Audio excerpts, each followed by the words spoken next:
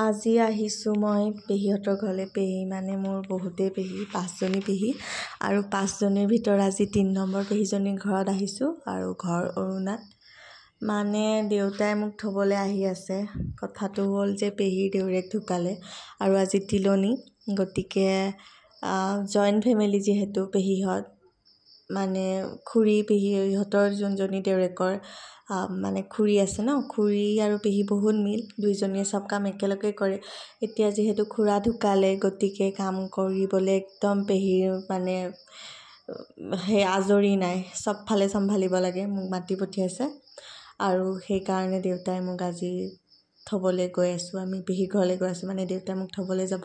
আৰু আমি নগাঁও টাউন আহি পালোহি। টাউনত দেউতাই মাত লগাবৰ কাৰণে কিবা দুটামান বজাৰ কৰিলে। আচলতে পেহী যিহেতু ঢেউ মোৰ 5জনী, আহা ইমান নহয়েই। আৰু পেহীহঁত আচলতে টাউনতে ঘৰ মাটি মানে ল'লে, তাতে থাকে, গতিকে গাঁৱৰ ঘৰলৈ অহাই নহয়। মানে সৰুটো ল'ৰাৰ যেতিয়া অন্নপ্ৰাশন হৈছিলে পেহীহঁতৰ, তেতিয়াই মই অহা গাঁৱৰ ঘৰলৈ। একদম পাহৰিয়ে গ'লোঁ গাঁওখন কোনফালে কেনি যায়। আৰু যিহেতু খুৰা ঢুকালে, গাঁৱত এখন সমাজ আছে আৰু সেইকাৰণে খুৰাক মানে ইয়াতে খৰি দিলে আৰু গাঁৱৰ ঘৰতে শ্ৰাদ্ধ ইয়াতে পাতিব। বহুত বছৰৰ মূৰত আহিছোঁ, কোনফালে আহিছোঁ চব পাহৰিলোঁ।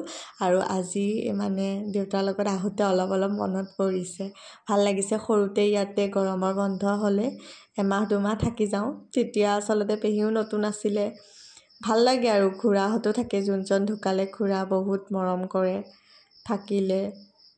এইখন ঘৰৰ পৰা যেতিয়া টাউন গ'ল, ইয়ালৈ অহা যোৱা যাতায়াতটো কমি গ'ল।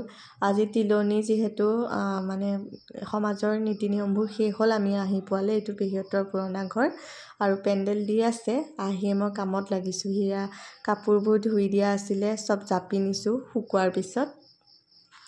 এইটো হ'ল সৰু ভাইটি আমাৰ, পেহীৰ সৰুটো ল'ৰা। ডাঙৰটো আছে, কিবা কাম কৰি আছে, বজাৰত গৈছে বোলে মই আহি পাওঁতে। আৰু মই আহিয়ে মানে মাত লগাইছে, যিহেতু মানুহবিলাকে আহিছে মাত লগাবলৈ, এইবোৰ বস্তু ঠিক ঠাক কৰিছোঁ। আৰু মানে মগু, চেনি, দালি, আটা, বিস্কুট চব বস্তা লৈ আহিছে।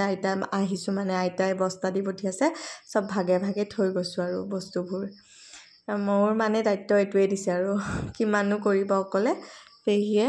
মানে সেয়া আৰু এই ঘৰটোত আচলতে কোনোৱে নাথাকা হ'ল। মানে এতিয়া সন্ধিয়া সময়খিনিত এই পুথিপাঠ কৰে যে, তিলনিৰ দিনাখনৰ পৰা পুথিপাঠ হৈছে। আৰু মই ভিতৰখন সাৰি মুচি চাফা কৰি আছোঁ আৰু চব পুথিপাঠত বহি আছে।